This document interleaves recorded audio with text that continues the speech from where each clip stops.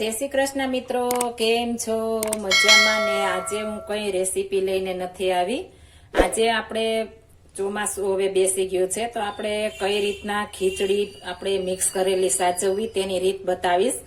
મને 2-3 ની કોમેન્ટ આવી કે તમે કઈ રીતના સ્ટોર કરો છો। મારે તો કીડા પડી જાય છે, આપણે જીવાત પડી જાય છે ટૂંકમાં, તો મારે સારી રહેતી નથી ચોમાસામાં। તો મારે કઈ રીતના સાચવવી તો તે મને જણાવજો। એટલે હું આ વિડીયો કરવા બેઠી છું તમારા વ્યુઅર્સને બતાવવા માટે। આપણે એકદમ સરસ અને આવી નાવી ખીચડી મિક્સ કરેલી રહીએ, અમે જરા પણ જીવજંતુ કે કીડા ન પડે, ઈયળ ન પડે તે રીતના સાચવવાની રીત બતાવીશ। આપણે દેશી રીત છે, એકદમ દેશી, અને આપણે ઘરમાં રહેલ વસ્તુમાંથી સચવાઈ જાય છે તેવી રીત છે। તો આપણે આ મગની દાળ આવે છે ફોતરાવાળી, મગ ભૈડો કહે છે અમારી ભાષામાં, તમારે શું કહે છે તે મને કોમેન્ટ કરી જણાવશો। આ મગ ભૈડો લીધો છે 500 ગ્રામ, અને 500 ગ્રામ ખીચડિયા ચોખા લીધા છે। આપણે કોઈ પણ જાતના ખીચડિયા ચોખા તમે લઈ શકો છો। મેં ખીચડિયા ચોખા 500 ગ્રામ ને 500 ગ્રામ આપણે મગની દાળ લીધી છે। બંને એક સરખું માપ રાખવાનું છે, એક સરખું હશે એટલે આપણે ખીચડી પણ એટલી મસ્ત બનશે। હવે આને આપણે પેલા મિક્સ કરી દેશું। આપણે એક બાઉલ લઈ લેશું, તેમાં આપણે ચોખા લીધા છે તે અને દાળ મિક્સ કરી દેશું, અને એકદમ સરસ આપણે હાથ વડે આ રીતના મિક્સ કરી દેવાની છે। આ રીતના તમે ખીચડી કરશો તો એકદમ સરસ બનશે અને તમને ખાવાની પણ મજા આવશે। આપણે અડધો અડધો બંનેનો ભાગ લેવાનો છે।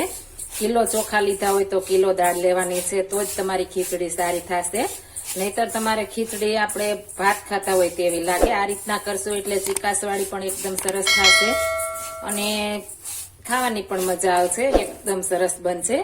હવે આપણે એકદમ ઈઝી રીત છે, હવે આપણે સૂકા મરચા લેવાના છે। 8 થી 10 સૂકા મરચા લીધા છે, તમે કોઈ પણ મરચા લઈ શકો છો। આપણે લાંબા આવે છે તે મારે નેપાળિયન છે તો મેં એ લીધા છે। તો આને આપણે સરસ આ રીતના મિક્સ કરી દેવાના છે અને ત્યારબાદ આપણે બોટલમાં ભરી દેવાના છે। જો તમારે આ રીતના ન કરવા હોય તો આપણે બોરિક એસિડ પાવડર આવે છે તે મિક્સ કરીને રાખશો તો આખા વર્ષ માટે આપણે આવા નવી ખીચડી રહેશે। તમે આખા વર્ષની મિક્સ કરીને રાખી હશે તો પણ નહીં બગડે, તો તમે બોરિક એસિડ પાવડર મિક્સ કરી શકો છો। પણ આ પણ આપણે આ રીતના સ્ટોર કરીશું, આખા વર્ષ માટે નહીં બગડે, એટલે આપણે દેશી રીતે કરવાનું છે। એટલે મારા મમ્મીની રીતથી હું તમને બતાવું છું, મારા મમ્મી આ રીતના જ કરતા। હવે આને આપણે એક કાચની જાર લઈ લેશું અને તેમાં આપણે આ ખીચડી છે તે ભરી દેવાની છે। હવે પેલા આપણે બાકસની સળી લેવાની છે 4 થી 5, અને નીચે આ રીતના આપણે નાખી દેવાની છે। આપણે આ સરસ આ રીતના વચ્ચે રાખી દેશું અને હવે આપણે ખીચડી મિક્સ કરેલી છે તે ભરી દેવાની છે। અને આપણે કાચની જાર લેવાની છે, અને કાચની જાર ન હોય તો એરપેક ડબ્બો કોઈ પણ તમે લઈ શકો છો, પણ એક એરપેક હોવો જોઈએ। એરપેક નહીં હોય તો તમારે ખીચડી મિક્સ કરેલી બગડી જશે, એટલા માટે આ રીતના જો હોય તો આ રીતના જ બને ત્યાં સુધી લેજો, એટલે બગડે નહીં આપણે ખીચડી મિક્સ કરેલી। આ રીતના આપણે બધી ભરી દેવાની છે। આપણે બધી ભરાઈ ગઈ છે। હવે તેમાં પણ આપણે ઉપર આ રીતના બાકસની સળી નાખી દેશું, અને જ્યારે આપણે ઉપયોગ કરવા માટે લેવું હોય ત્યારે બાકસની સળી અને મરચું આપણે બહાર કાઢી લેવાનું છે।